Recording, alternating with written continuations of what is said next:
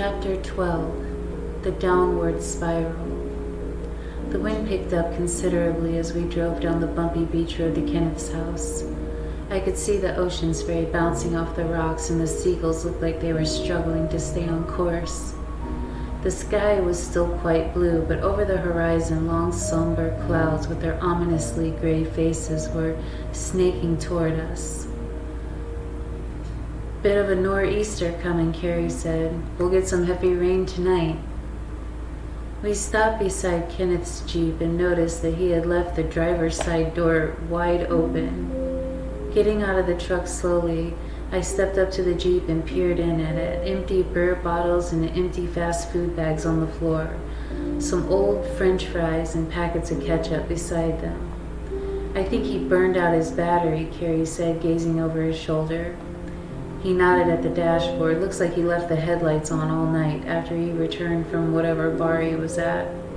I shook my head, my heart thumping in anticipation as we turned toward the house. The door was unlocked, as usual, but it too was partially open. The house was even worse mess than when I had began working for Kenneth. It looked like he hadn't washed a dish in the kitchen since I left. Food was caked on plates, glasses, some with wine, whiskey, beer, flat Coke in them. Were scattered everywhere, even on the windowsills. I knocked on the bedroom door jamb just before gazing in, but Kenneth wasn't there. I didn't know how he could sleep in a bedroom anyway. The blankets were half off the bed, as were the sheets, the pillow on the floor, along with the clothing and shoes he had discarded. I waded through the mess and then stopped and stooped down to pick up a picture of Mommy and me that I had once found under the bed. "Boy, it smells in here, doesn't it?" Carrie said. "I saw some rotten food. It looks like a pile of vomit in the corner. Disgusting." "What's that?" "A picture of myself and Mommy. Did you check the bathroom?" "Yeah, he's probably in the studio," Carrie said. And he shook his head and gazed around the room. "I told you things were bad, but I didn't know how bad they were." "Okay, let's go find him," I said, and we walked through the house, both grateful for the fresh air. I gazed down at the small pool where Kenneth kept Shell, a turtle and some fish. 2 dead fish floated at the top of the water, and Shell was nowhere in sight. The door of the studio was wide open. I stood in the doorway, sweeping my eyes over the bottles, plates, and paper and cans. The chair was overturned. The small sofa looked like it was missing some of its stuffing. Kenneth was sprawled out at the foot of Neptune's daughter. He was folded in the fetal position, one hand holding an empty bottle of whiskey. His cheeks were unshaven, his beard very straggly, his hair long and untrimmed. He wore a stained pair of dungarees, no shoes, and a faded brown t-shirt ripped up the side. His eyes were shut tight, and his mouth was twisted in grimace. It looked like he were having a terrible nightmare. Ulysses, sleeping at his side, rose with great effort and came to greet us, his tail wagging empathetically. "Oh, Ulysses, you poor baby," I said, and he licked my hands and face. "When was the last time you were fed?" "He's probably been eating off the plates of leftovers," Carrie remarked. We both looked at Kenneth again. He hadn't stirred. "Maybe we shouldn't wake him," Carrie said. "I told you I did that before, but I didn't tell you he wasn't so nice about it." "We can't leave him like this," I declared. I took a deep breath and went to him. He smelled awful, but I knelt down and carefully pried the bottle of whiskey out of his fingers. Carrie rushed over to take it and put it on the table. Then I shook Kenneth's shoulder gently. His mouth closed and opened, but his eyes remained shut. I shook him again harder. "Kenneth! Kenneth, wake up, it's Melanie. I'm back. Kenneth! Kenneth!" I jerked his arm and his eyes snapped open. With a start as he groaned, he shot up so quickly I nearly fell backward to avoid being struck by his swinging left arm. Then he fixed his eyes on me and rubbed them into focus. "What?" "I'm back, Kenneth, it's Melanie." "You're back." He scrubbed his face with his palms and dropped his head as if he were going to fall asleep again. Then he lifted it slowly, gazing at me harder. "You're not a vision or a dream?" You're really here, he said, smiling. Yes, Kenneth, I'm really here. What's going on? What have you done to yourself? He smiled. Done to myself? Nothing. What you see here has been done to me, not by me, he replied. So, he finally noticed Carrie standing to the side. Oh, beach rescue service has arrived, huh? Hi, Kenneth. I think you drained your battery in the Jeep. You must have left the lights on last night. Most likely, he said, nodding. I have some jumper cables in the truck. I'll give you a boost and get it running for you. Kenneth brought his hand to his temple and his mouth and then bowed. My family thanks you. Carrie laughed and then looked at me and saw I didn't think any of this was funny. I'll just go charge the Jeep while you two talk, he said and hurried away. Ulysses at his heels. Talk? We're gonna talk. What's happened to you, Kenneth? You weren't like this when I left. I don't know, he said quickly and struggled to get to his feet. I moved to help him, but he pushed me away. I can do it myself, he said, but he wobbled when he stood, and he put his left hand against the statue. He opened his eyes and smiled. I knew I created this for a reason. It has a lot more reason to be than that, Kenneth. It's spectacular, I said, glancing at Neptune's daughter again. There's no question the face was my mother's face. Right. Art for art's sake. To bring out the beauty that is otherwise unseen, unheard, untouched around us. I am a prophet, a singer of songs, he groaned, a man with a terrific hangover.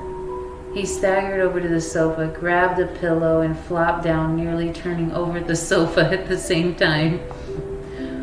Why are you drinking like this? You're killing yourself, I said. No, it just looks that way. I can go on like this indefinitely. So, he said, coming more to his senses, I did hear from Holly a few times. Apparently our Miss Cape Cod did pull a fast one, huh? She's performed a death and resurrection, just as we all suspected. Yes, she and her so-called agent took advantage of the situation to fake her death. The woman in the car with Richard Marlin was borrowing my mother's identification and was mistaken for Mommy, and then deliberately made out to be her. Olivia's not going to appreciate less than a blue blood bones in her sanctified ground. Why is everyone so worried about what Grandma Olivia thinks? I moaned. I don't really worry about it. I'm amused by it, actually. He thought a moment. I shouldn't be at all surprised. Haley liked to pretend that she was someone else all the time, especially movie actresses. When she met strangers, she would give them a fictitious name, make up a whole history for herself, and do it rather convincingly. Then she's in the right place, I said, and began cleaning up the studio. Don't do that. I don't care about it being clean and organized anymore. You're looking at my last work, he said, staring at Neptune's daughter. Stop it, Kenneth. You're not going to let this be your last work. You're too young to retire. Retire, he laughed. Yes, retire is a good word for it. Kenneth Childs, renowned New England sculptor, has declared his retirement. I like the sound of that. I hate it because it's full of self-pity, I said. His eyes widened. Whoa, et tu, Melanie?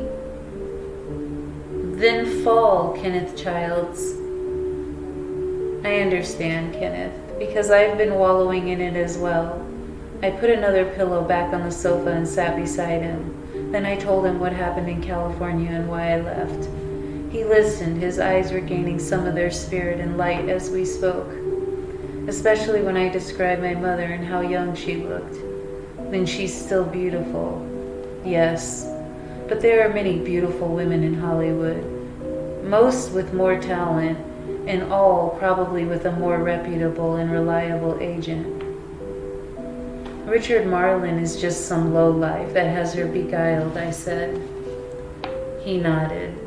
I feel sorry for her. She's just so much of a victim as I was. I feel sorry for you too, he added quickly. I don't want you to. I'm not going to think about this anymore, and I'm not going to try to make something happen that can never happen.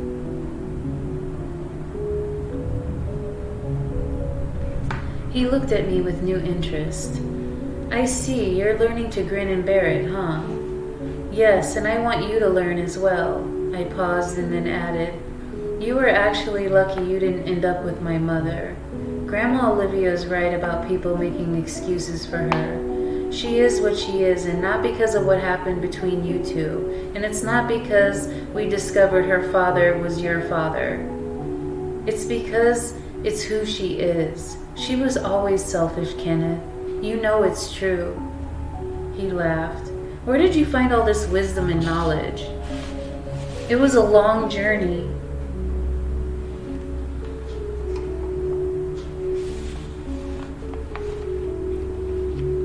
I said dryly. Through a rainforest of tears.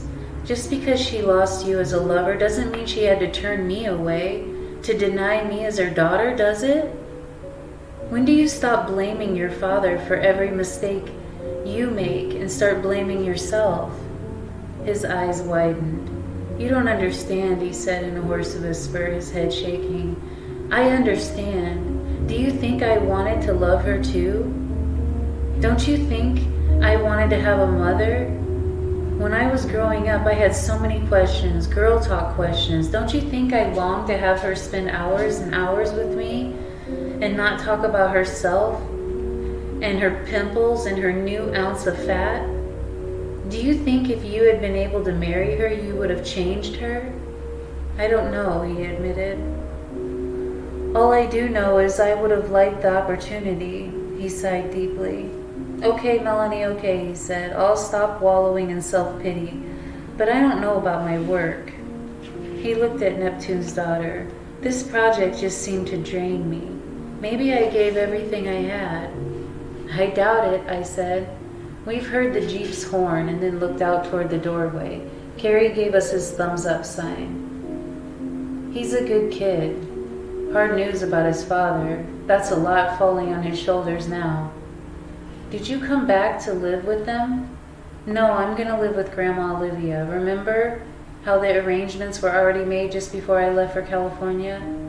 Yes, I remember, and I remember thinking it was a good idea. You'll learn a lot from her. That's what she keeps telling me, I said dryly. He laughed, and then he reached out to stroke my hair. It's nice to have you back, even though for your sake I was hoping it would have worked out otherwise.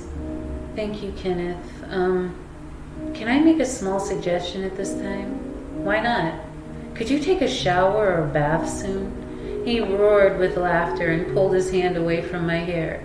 Okay, I deserve that. In the meantime, I'll clean up some of this mess. He shook his head and sighed. You're a bad influence on someone who wants to wallow in self-pity, Melanie. Good, I said, which brought another smile to his face. I had a feeling there hadn't been too many since I had left. You did wonders on him, Carrie said as we drove away, some 2.5 hours later. We left Kenneth eating some warm food and promising rest and to stray off the whiskey for a while. I don't know how long it will last, though, I said sadly. He's come to the point where his art isn't enough. He needs some real love and someone to love him. I can understand that, Carrie said, reaching to squeeze my hand softly. Yes, me too. As we bounced over the beach road, I gazed back at Kenneth's house. Ulysses had come to the gate, but he didn't, as usual, follow the truck most of the way down to the beach road after us. Carrie gazed in his side mirror. Ulysses is showing his age, huh? Yes, I said softly, and he's the only companion Kenneth has.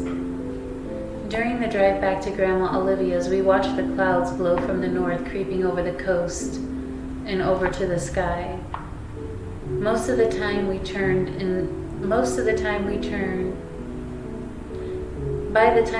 into the driveway, it began to rain. What are you going to do about the lobster business? I asked Carrie when we came to a stop in front of the house. Roy's been running it. Teresa's been helping him too. She asks about you often. She turned out to be the nicest girl in school as far as I'm concerned. I don't care what the snobs think of the Bravas. Carrie laughed. The Bravas, as the half-black, half-Portuguese residents of Providencetown were called, weren't easily accepted by the girls of Grandma Olivia, considered respectable lineage. I've got the cranberry crop to worry about now anyway. Because of the warmer weather this year, we're a little ahead of schedule, Carrie said. Most of the berries are already a bright red. Usually we don't begin harvesting until October, but I think we'll be by the 3rd week of September this year. So will be my first cranberry harvest. What do I need to know so I can help you? Well, these cranberries will all be for juices and sauces. So we do what's called the wet harvesting. First we flood the bog until the cranberries are completely covered with water. Then we bring in fat tired trucks called water reels or egg beaters, and they're driven through the bog, and the spinning reels on the machines loosen the berries from the plants, and they float to the surface. That's when the hard work begins. What do you mean? We assemble a coral using boards and canvases, hinges, and encircle the cranberries, drawing them to one end of the bog. A pipe is placed just beneath the surface of the water, and the pipe leads to the pump on the shore, which sucks the berries into a metal box called a hopper. The hopper separates everything, and then the berries are loaded into trucks. You sound like you know exactly what to do, I said. Maybe, but I've never done this without Dad. You'll do fine, Carrie. I'll be there beside you. He laughed. You'll be in school, he said. I'll take some days off, I promised. Play hooky? You have a chance to be class valedictorian, don't you? It's not important to me, I said, as helping you. He smiled and leaned over to kiss me. It was a short, sweet kiss. And when he pulled back, I looked so deeply into his green eyes that I felt like I was really connecting with him, with his soul and who he was. His eyes were like magnets. I'm glad you're back, he whispered. I had nightmares that I'd never see you again. Fill your head with only good dreams, Carrie. I'm back and I won't ever leave you again, I promise. He was so happy it brought tears to his eyes. We started to kiss, and then I looked out over his shoulder and saw a window curtain move on the 2nd floor. I was sure it was Grandma Olivia gazing down at us. I better go in, Carrie, before it really starts pouring. Right. When should I come by tomorrow? Wait for me to call you. I'd like to visit Grandma Belinda if I could. Sure, I'll take you, he said. You should be spending all your time with Mother, Carrie. She must be so sad and lonely. I can't sit there all day and watch her cry, Melanie. It makes me crazy to see how sad she is. The best I can do is work hard and show her that everything will be all right. I'll take care of things. I know you will, I said, nodding. I'll call you tomorrow. I gave him a quick kiss and hopped out of the truck. He watched me cross the front of it and smiled at me as if I was walking to the front door. He didn't start the engine until I opened the door to go in. I waved and he started away. With the sky so overcast and the lights either on or turned low, it was dismal and dark in the house. I felt a chill run through my body and folded my arms across my chest and hurried upstairs. When I reached the 2nd floor, I turned toward my room and I found Grandma Olivia waiting at my door. Without a greeting, she opened the door for me and stood back. Let's talk, she said grimly. Keeping my head down and my arms still folded, I walked by her and into the room. She closed the door softly behind her. Where were you all day? I went to Aunt Sarah's and I spent time with her in May, and then Carrie took me to Kenneth, I replied. It would probably be better if you stopped going out to that beach house so much now, she declared. Why? There's enough suspicious gossip going on. It will only add to it. I can't hide from every whisper in Providencetown, I said. She stiffened. You will lead an exemplary life here. No one will have any reason to utter the smallest suspicion or tale of indiscretion, she demanded, as if she could order the future at will. I'm not going to stop seeing Kenneth. He's my uncle, my real uncle. Don't ever say that to anyone. Do you understand? She snapped. She moved to stand over me. Her eyes looked more haunted by her own fears and rage than the rage at me. Nothing appeared to terrify her more than the community learning that Judge Childs was my grandfather and had been his sister's lover. I have no intention of rattling any skeletons in our family closet, Grandma Olivia. It wouldn't serve any purpose except to hurt people who have already suffered too much because of them. She smiled, relieved, and nodded. That's right. That's good thinking. How's my grandmother? I asked firmly. Belinda is Belinda. She's taken off the medications and turned into a vegetable. Is that what you mean?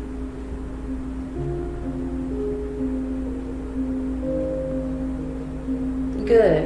I'm going to go see her tomorrow. Don't worry, you won't have to waste any gas. Carrie's taking me, I said quickly. That's the main reason I wanted to talk to you, she said. You've gone too close to Carrie. I understand why, she continued, crossing to the window. The rain became harder and the wind was flinging heavy drops at the house, drumming the wild beat on the roof. You were alone. You were in strange surroundings, but you had a contemporary to talk to and befriend you. However, now that you're here, you've got to create some distance between the two of you. Whatever for, I asked, and she pivoted quickly. Carrie is a good, responsible young man, but too limited for you now. You can make mistakes that I made, she warned. There would be no purpose for taking you in if I didn't teach you that, she added. Being with someone you love can never be a mistake, I replied. She shook her head.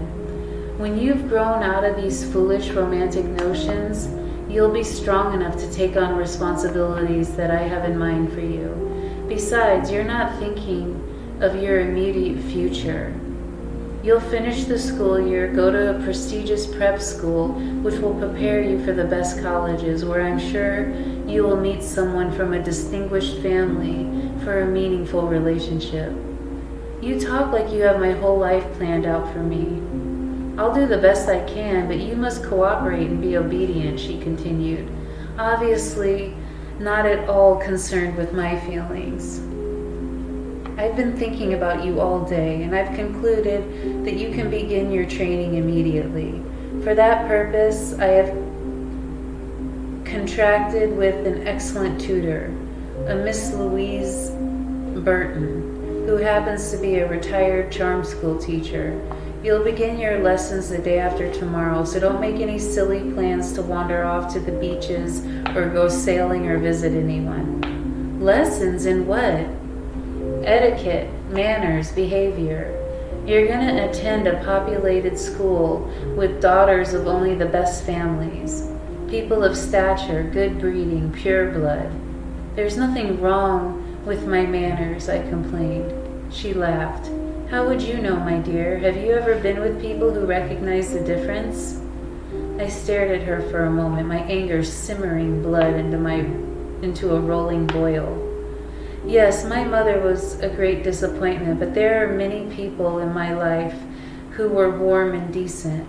Why, Papa George and Grandma Aline would make any of Grandma Olivia's blue bloods look like savages when it came to true and good feelings and decency, I thought. But Papa George was dead and Grandma Arlene had moved away, a small voice reminded me. That's settled then, Grandma Olivia continued. You'll limit your contact with Kenneth Childs and with Carrie, and you'll be a good student of manners. I won't limit my contact with Carrie, I challenged. If you won't on your own accord, I'll have to speak with Sarah, and, she said smiling, you know what sort of influence I have on Sarah. They are, despite dribbles in from that dying lobster boat business and their silly cranberries dependent on my charity to the extent you don't fathom. Why, even that pathetic house really belongs to me, she revealed. My son needed to borrow the money for the mortgage. You wouldn't dare do anything to hurt them, I countered. She fixed her eyes on me with a firmness that put ice into my veins. Not unless you force me to, she said. Then she smiled. I suppose you could always run away and live like your dead mother. Think it all over. I'm sure you'll conclude that your best chances for a decent life are here with me and with what I can do for you. Why are you really doing this to me? I asked her, suddenly more curious and angry. I told you, for the family's sake, she said. I shook my head. There's another reason. There's no other reason for anything, she declared, and then she turned to leave my room. The rain grew heavier, its drumbeat pounding on my heart as well as the house. I saw Carrie's loving smile, his deep green eyes revealing his great need for me and great trust. How could I disappoint him? Grandma Olivia's threats scared me. I thought about the fury in her face. Some time ago, she had trusted her heart to someone who betrayed her, and from that betrayal my mother was born. A woman she couldn't control or mold. I was her last chance for revenge. But revenge against whom? Against what? Was it someone or merely the world she had come to despite? Maybe it was both, I thought. I was sure in the days that follow I would find the answers. Only I was just as terrified as making this discoveries as I was of not. I was floundering in a world of adult quicksand.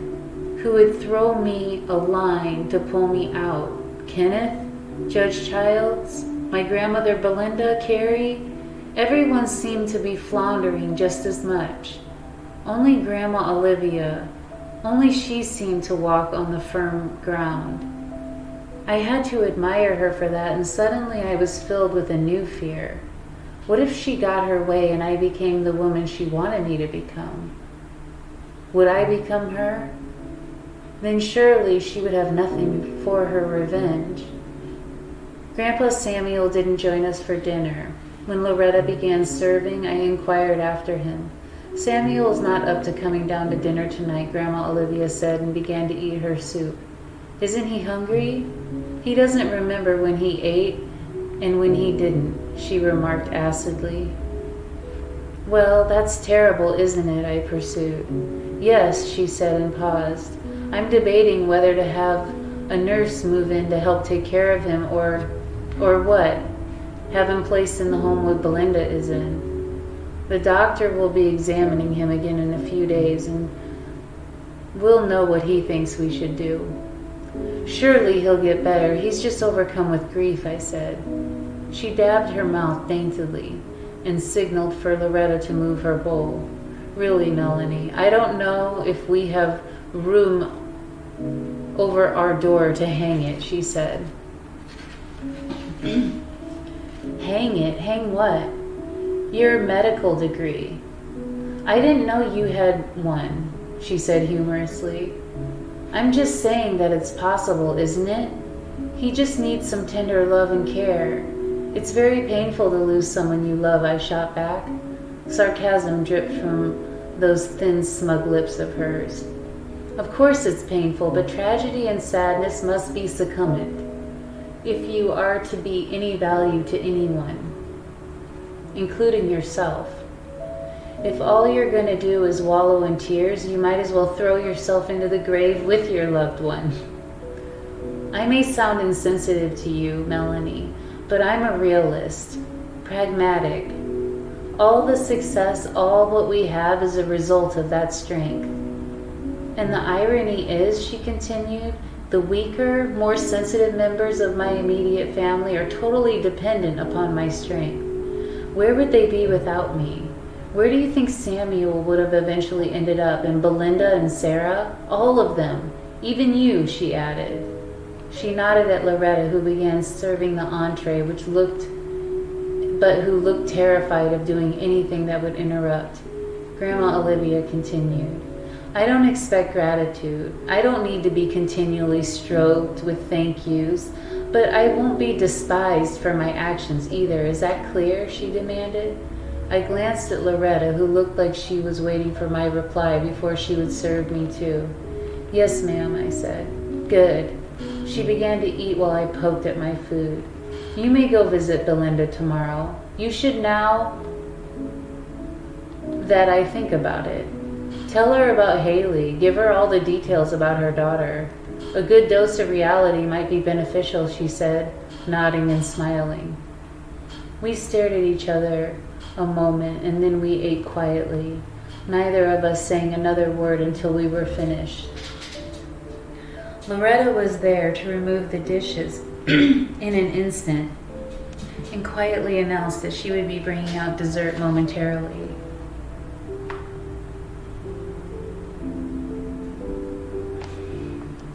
I'm tired and I've had enough to eat. You should take your time. Try the creme brulee. It's very good, Grandma Olivia said and retreated to the parlor. I had no more appetite left, and the dining room soon after her. I paused at the parlor. I saw her sitting in the grand cushioned chair, suddenly looking very small, exhausted, and alone. She had a book in her lap, but she wasn't reading anymore. She was staring out the window to the slow downpour, watching as the sky poured out the tears she'd never allow herself to shed. I went upstairs to my room, but when I reached the second floor, I heard the door open and close and saw Grandpa Samuel coming down the hallway. He spotted me and hurried toward me. He wore a pair of pajamas and a dark blue velvet robe. He was barefoot. His hair was disheveled. It looked like he had been running his finger through it for hours. Haley, he whispered, I'm glad you're back. No, Grandpa, I'm Melanie, I said softly, with a smile. Melanie. He shook his head and looked back as if he were afraid to be overheard. She's gone and done it. I told her it wasn't right, but she forbade me to utter a word. She said it was the family's disgrace and I should so much as not drop a hint to the public or to Jacob or Sarah. She would have thrown me out. She'll tell everyone I was responsible for your pregnancy after all. Can you imagine? I think she meant it. Grandpa, I'm not saying she's right. Maybe she's better off where she is, but Haley, you... Grandpa, it's me, Melanie, I said. I reached out and took his hand. He turned and looked at my face. What? Look at me closely. I'm not my mother. You mustn't tell her I told you, he said. He looked very frightened. Tell her what? What are you talking about, Belinda? He shook his head. I'm not responsible, he said, pulling his hand back from mine and backing away. You can't blame me. Grandpa, I'm going to bed. Things will look different in the morning. They always look different in the morning. But if you don't believe me, you go to the basement and you look. You'll find the papers. Shh, he said, bringing his finger to his lips. Don't say a word. Don't let her know I told you, he warned me. Just pretend you found the papers yourself, he added, and hurried away, looking back only once before he got into his bedroom and closed the door. What papers? Was this all part of his madness? Like Ophelia in Hamlet, he'd been driven insane by the death of someone he loved. If he didn't come out of this constant state of confusion, he would end up in the rest home, I sadly thought. Or were there more skeletons dangling in the closet I had yet to discover? Was it not just madness, but painful memories that did this to him? I heard footsteps below. Grandma Olivia was coming up the stairs, and for now I thought I would keep Grandpa Samuel's words to myself. In my room, I lie on the bed, my thoughts tumbling through my mind, making it impossible to sleep. Grandpa Samuel's words echoed in my ears, and when I did finally drift off to sleep, it was of secrets and lies and whispers from beyond the grave that I dreamt. I tossed and turned for most of the night before I finally gave up on sleep. I lie there with my eyes wide open for the longest time, The rain had stopped, but the wind continued to whistle and blow through the big house, scratching at the window, whispering my name. My nightmares had stirred a voice. I couldn't make it out, but I knew it was a secret deeper than I'd ever fathomed.